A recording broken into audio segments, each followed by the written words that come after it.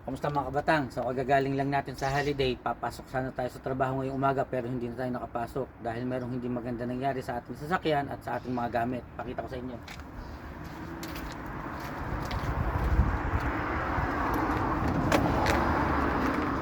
Yan, may bumasag ng ating sasakyan. Basag yung likod, basag din yung dito sa kabilang gilid na bintana.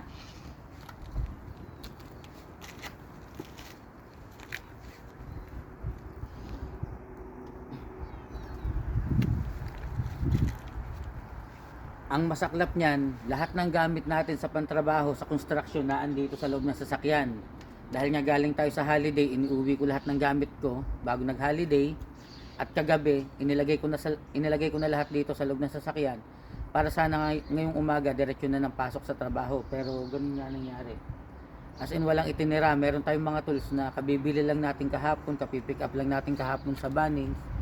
As in bagong bago pa, meron pa nga hindi nabubuksan na box ay walang natira.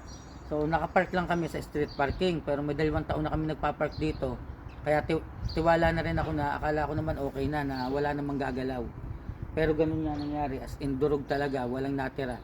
Kaya hindi na rin tayo nakapasok ngayong umaga kasi aayusin pa rin natin yung mga insurance at saka syempre wala tayong kagamit-gamit. Paano pa tayo papasok sa trabaho? Kaya yung mga kabataan, ingat kayo pag nagpa-park, ingatan ng mga gamit. Maraming salamat.